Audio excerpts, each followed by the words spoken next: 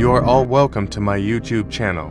Today we are going to discuss how Buddhism has interpreted hell.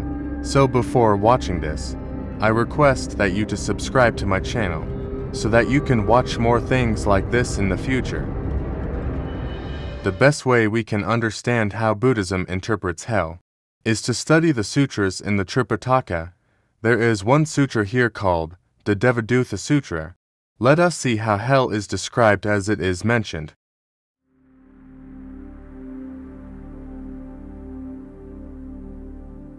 Once upon a time, in the peaceful monastery of an Apidusitcha named Devadutha, the Blessed One, Lord Buddha, resided. On a particular day, he addressed the gathering of monks. Blessed One said, "Greetings, dear monks." And monks replied, "Venerable Sir." Then the Buddha, Blessed One, started to explain. Imagine two houses with doors, both situated in the same place. Now, if a person with keen eyesight stands between these two houses, would they enter one house, exit, and would other people notice their movement? Just like that, I can see the cycle of life.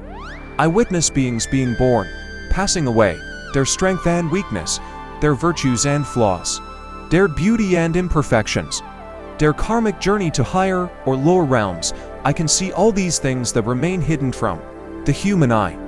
The Lord Buddha could perceive the true nature of beings based on their actions and intentions. He shared his insights with the monks, explaining the qualities that determine one's destiny. Certainly, these noble beings possessed good physical conduct. Their words were wise and eloquent. They embodied virtue and never insulted noble individuals. They had a profound understanding of reality and performed righteous actions. Such noble beings, due to their right view, are reborn in heaven. Similarly, noble beings exhibited good physical conduct. Their speech was filled with wisdom, and they upheld moral values. They never disrespected noble ones. They held idealistic beliefs and engaged in peaceful actions. After their physical bodies ceased, they were reborn among mortals, continue their spiritual journey. The Lord Buddha highlighted that these noble beings, though not born in heavenly realms, still had the opportunity, the progress on their spiritual path, refining themselves in the realm of mortals. However, there were also those who were morally corrupt. Their words were immoral, and their minds were filled with darkness. They insulted the noble ones and clung to false beliefs. Their actions were misguided, leading to their rebirth in the animal realm upon physical death. These misguided beings were steeped in depravity. Their words were immoral, and minds were corrupted. They insulted the noble ones and indulged in superstitious beliefs. Their actions were driven by falsehood, leading to their rebirth in hellish realms, deprived of joy and pleasure upon death. Workers of the hell captured a man and bringing him to the king. "Look, Lord, this man has neglected his duties towards his mother. He disregards his father and shows no respect to the noble ones. He is not even worthy of the title Arya. He is a renegade, disconnected from his spiritual lineage." King Yama, who is the king in the hell, asks, "Dear man, did you see the first angel?"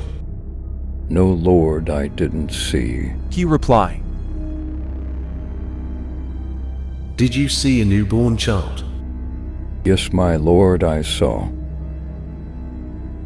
And to this person, the king of hell, Yama himself, speaks. "Have you not noticed, old man, wise in your years? Have you not realized that I too was born and have arisen? I have not transcended the human condition.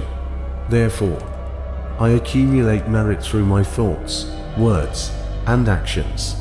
Did this realization not occur to you?" "Lord, I regret to say that I have failed to accumulate merit. I have been negligent, and I admit my tardiness. I became late." "So, my dear man, since you have acknowledged your lateness, have you not considered performing meritorious deeds through your body, speeches, and mind? What fate befalls those who are late, I shall bestow upon you are the very same consequences." Know that this sin you carry was not committed by your mother, nor your father, brother, sister, friends, or blood relatives. Monks and priests are not to blame, not even the gods. This sin is of your own making. It is you who shall face the repercussions. Man, did you not witness the appearance of the second angel among human? Lord, I confess I did not see. Thus, my dear man, among humans, in your age or reaching 80, 90, or even 100 years, resembling a worn-out ox, bent and leaning on a cane, trembling in your actions, avoiding filth, with youth long past and teeth fallen. Have you not seen a woman or men with grey hair, flowing locks, deeply wrinkled skin, and bodies marked with scars? Lord, indeed I have seen. So, my wise elder, even I must confront filth and decay. I am not above the basic human condition.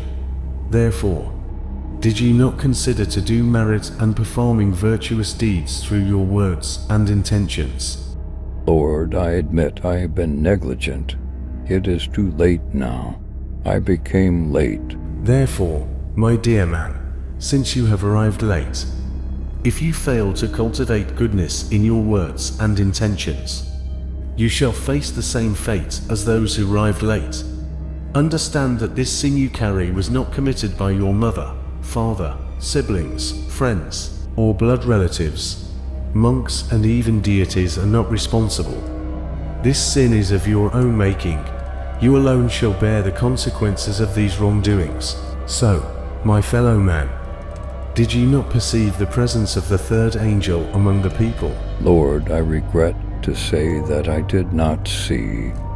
Let me ask you this. Have you not witnessed men or women among human who suffer from illness, sadness, severe ailments, lying in their own bedridden urine, reliant on others for their care, and sought after by those around them? Lord, indeed I have seen such individuals. Therefore, my wise elder, have you thought like, even I am subject to the nature of sickness, I have not ended its reach. Thus, did you not consider the merit in performing virtuous deeds through your body, speech, and thoughts? Lord, I confess my inability to accumulate merit. I am late to realize this truth. So, my dear man, since you have arrived late, if you fail to cultivate goodness through your actions, words, and intentions, you shall face the same punishment as those who became late. Understand that this sin you carry was not committed by your mother, father, siblings, friends, or relatives even. Monks and deities are not responsible. This sin is of your own making. You alone shall suffer the consequences. Then, King Yama reveals the existence of the third angel, started directing their attention to the fourth angel. So, my fellow man, did you not witness the appearance of the fourth angel among humanity? Lord, I must confess that I did not see. So, man, have you not witnessed among men the thieves who have committed crimes, and are being punished by the kings, mercilessly whipped, beaten with canes and clubs? Have you not seen those who endure the severing of hands, feet, and limbs? Those who have their ears and noses mutilated? Those who suffer the agonizing consequences of their wicked deeds, inflicted upon them through the law of cause and effect? Lord, indeed I have witnessed such horrors. Therefore, my fellow man, understand that those who engage in malevolent actions, the perpetrators of despicable deeds, face the consequences of their own choices. Have you not seen those who are called the tripitaka, who endure the scorching pain of boiling oil, or those who are devoured by dogs, those who are impaled while still alive or beheaded by the swift stroke of a sword? Lord, I have seen the unimaginable suffering inflicted upon them. So man, didn't you think like this? If a person commits such a crime and is caught and is punished like this, How will someone be punished after death? Lord, I confess my inability to accumulate merit. I am late to realize this truth. So, my dear man, since you have arrived late, if you fail to cultivate goodness through your actions, words, and intentions, you shall face the same punishment as those who arrived late.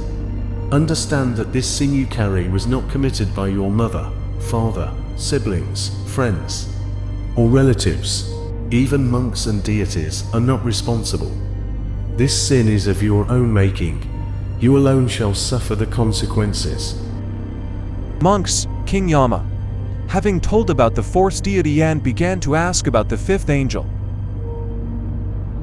Did you not see the fifth angel who came down to human? No, Lord, I haven't seen.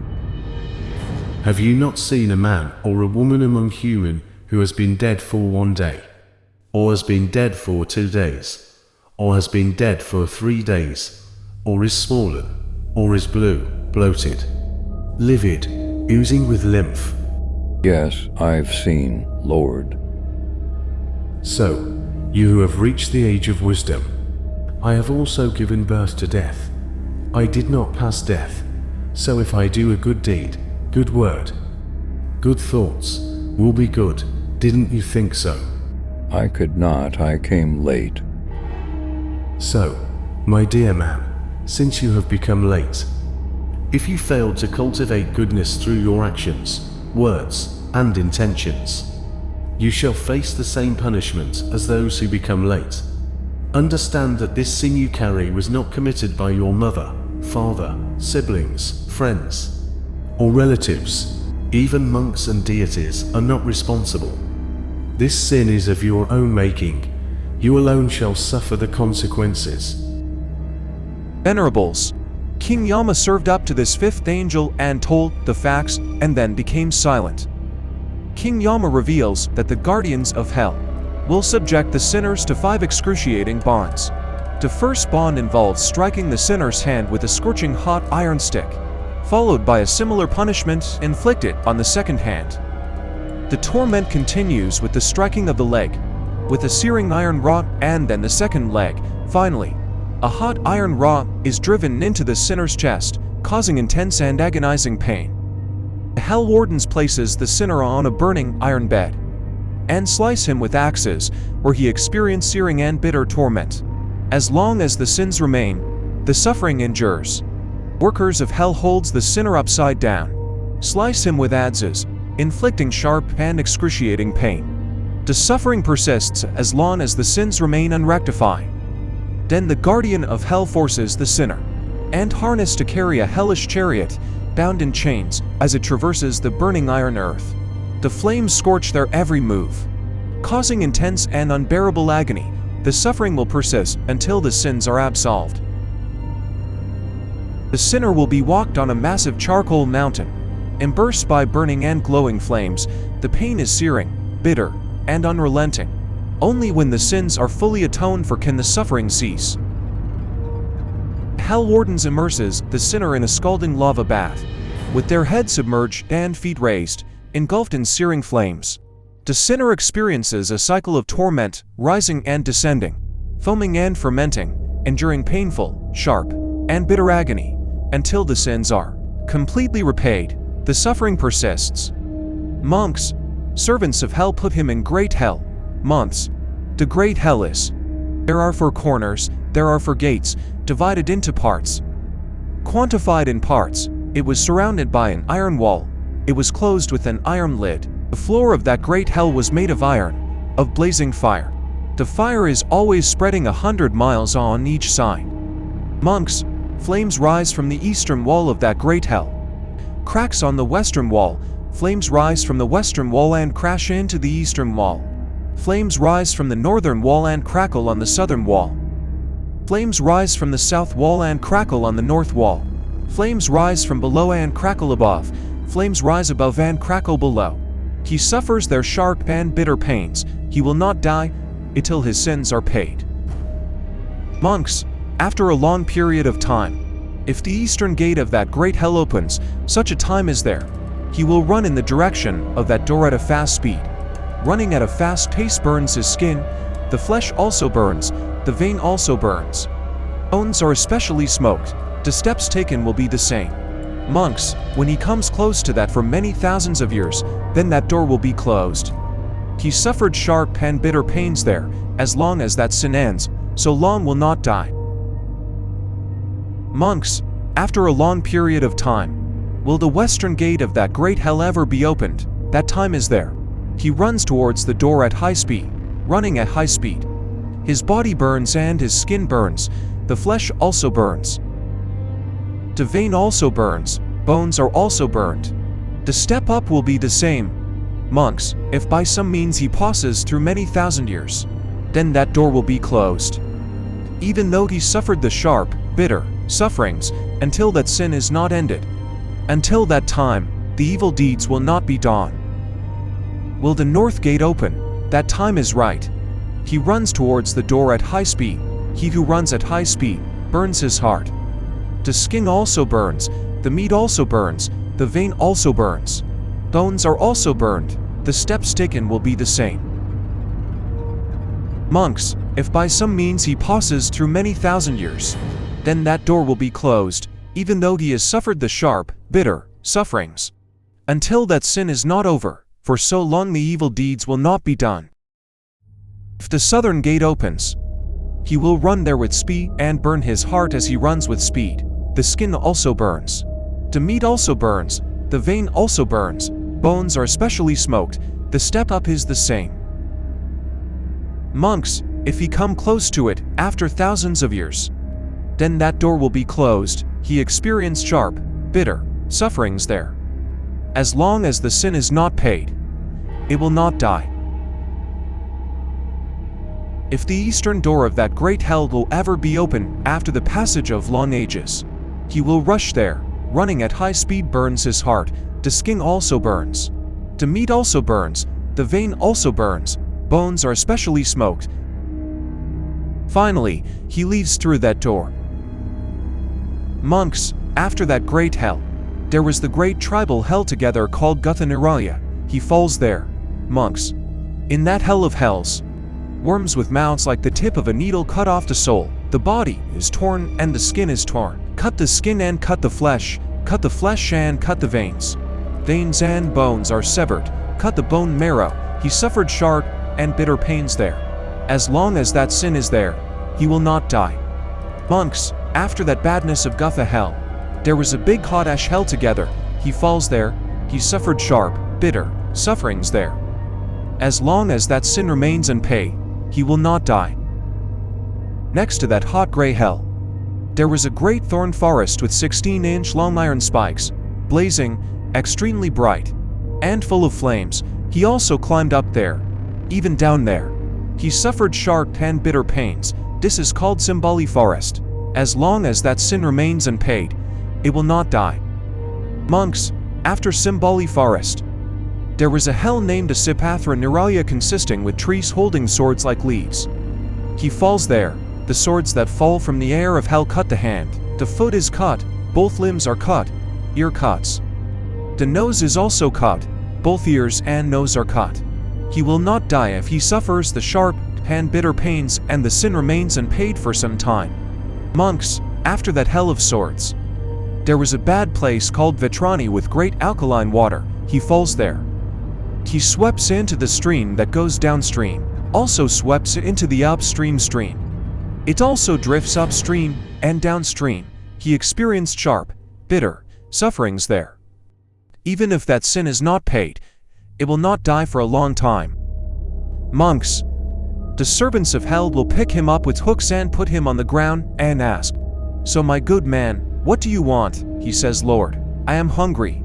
Monks, the hell wardens open the mouth of that hell being with the burning tongs and put a lump of burning hot iron in his mouth, and burn his lips, burn his mouth, burn his throat, burn his chest, burn his intestines and stomach, and come out from the lower part. He experienced sharp, bitter sufferings there. Yet he does not die as long as his evil karma is not exhausted. Monks, the servants of hell asked him, "So man, what do you want?" "Lord, I am thirsty." The The servants of hell opened his mouth with fiery hook, and they poured extremely glowing, flaming, hot copper-colored lava into his mouth. It burns his lips, mouth, throat, chest. Guts and intestines are burnt and come out from the lower half. He experienced sharp, bitter sufferings there, until the sin is not end. He will not die. Monks, the servants of hell, will return him to the great hell. Monks, I will tell you something that happened before. Once, the thought occurred to King Yama. If anyone commits sins in the world, they will suffer such various kinds of hardships, he thinks. If I get a human soul, if I am born in the world of Arhat, Samyak Sambuddha, omniscient, if I associate with that blessed one, if that blessed one preaches the Dharma to me, then it is go, and I will know the Dharma of that blessed one. Monks, I did not hear that matter from any other monk or Brahmin. That is to say, there are about 8 great hells, all of which I myself have known, I have seen, and I have realized. The Blessed One preached this sermon, and preached this stanza further. Those people who were accused by the angels, those people who have come to hell, will spend a long time in hell. If a righteous person in this world is accused by the angels, they will never be late in Arya Dharma. They see fear in this material mass of birth and death. They will be freed from clinging and reach nirvana, which ends both birth and death. Those beings who have reached the place of fearlessness, who have been cured, and in this self, have removed all fear and transcended all suffering,